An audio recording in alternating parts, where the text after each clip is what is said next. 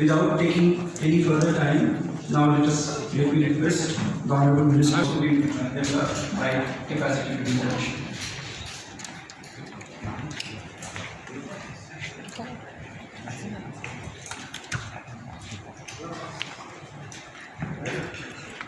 Friends, it's my privilege to welcome Dr. Singh, who is holding half a dozen portfolios in the government, including all the scientific departments.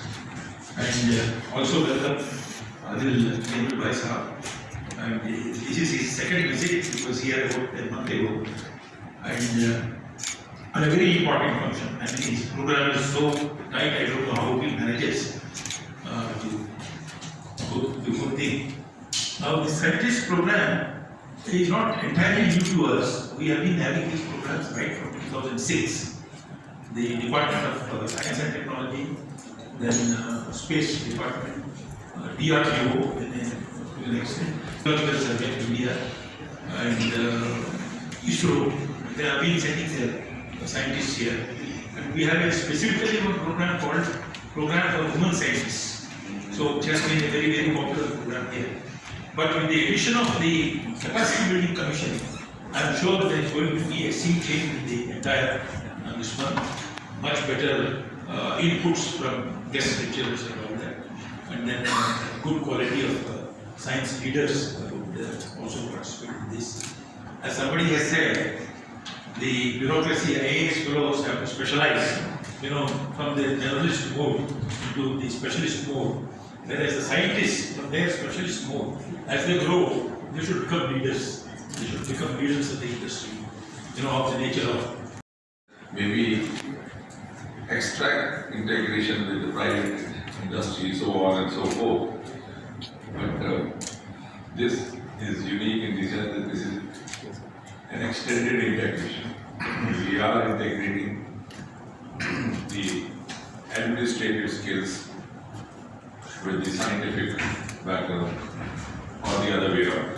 As President Ravi was rightly mentioning, every scientist at some point of his career, more often than the scientist, is made to head a scientific department. And then he has to pretend that he knows more science than the scientist.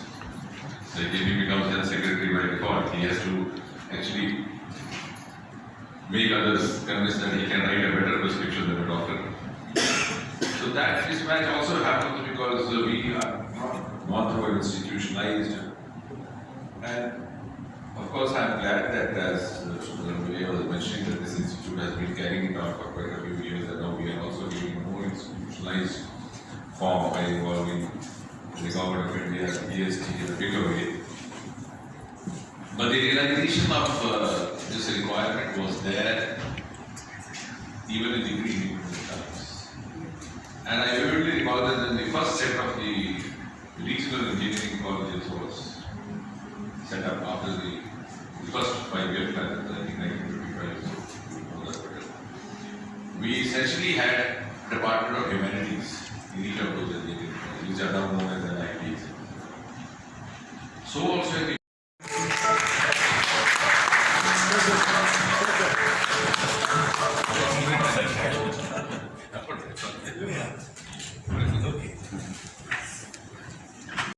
Honorable Minister Jitendra Singh, Minister Pathanabia, Dr. Bachi, folks from WTI, and science leaders, right?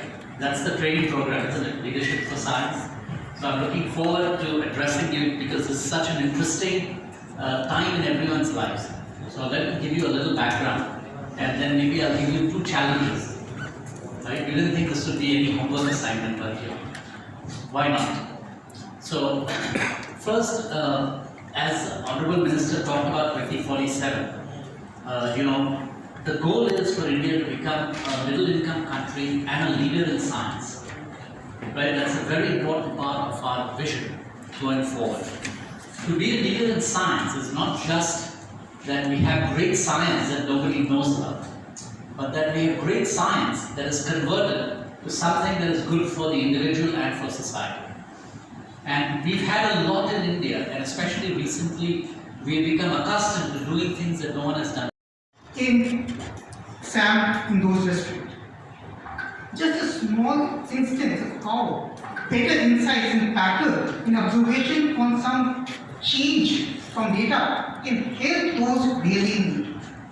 As we look at these courses and the data that you have all access to, our main hope is that you can also look at it and see how can it help the common man, how can it help the disenfranchised, how can it help all those who need it the most. A lot of the states where all of you are from, including Telangana, Karnataka and others, have used data, including in M-Kisan and others, to give farmers when to sow, when to harvest, when to expect pest attacks and others. And that has resulted in improvement in yields for farmers by over 30% in many districts. Just the use of data can have a transformative impact to all this industry. And now that we have access to generative models like ChatGPT and others that are coming and changing our world, and a lot of other data sources are coming, the only hope is that as all of you look towards multiple courses and become bigger administrators and look at scientific administration, focus on how data can be used for the common man. And we are all here under the leadership of CBC and the Honorable Minister to support you in these activities. Thank you.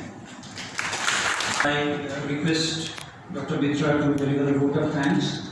I would just like to place on record the heartfelt thanks on my own personal behalf and on behalf of our institute to two persons, one Shri Adil Jainul Bhai and one the person who is not here, my dear friend Shri Hemant Jani, two of whom are extremely crucial and important for having cemented this partnership.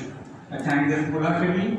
Now I request our chairman, as a token of thanks and gratitude for the ministers coming here, to hand over a memento to the Honorable Minister.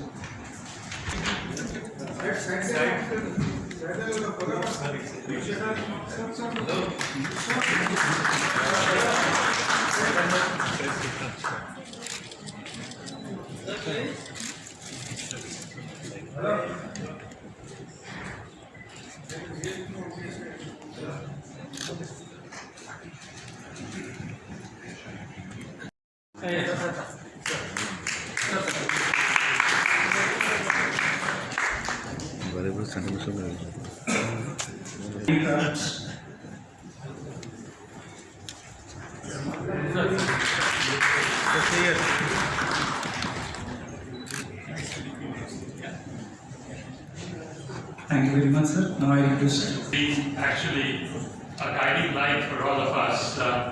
Many of you are aware that he is actually a medic by profession, and he's also been a medical scientist who has worked at all Indian medical sciences in Delhi.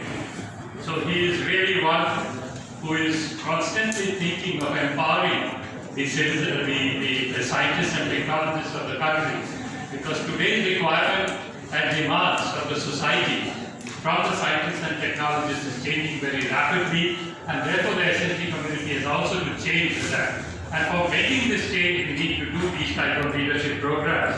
Upon his guidance, we are taking up these missions, and we hope that in years to come, we will develop a group of good science leaders to lead our country. In fact, sir, I just wanted to add, you said that integration of the departments are required. In this course, there are 4 departments actually participating. The Department of Academic Energy, CSIR, CDAC, and NIC.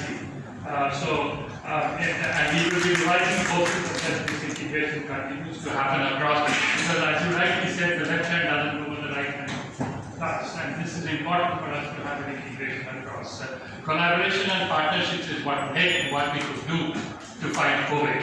And science has. Okay, sir. Ready, sir?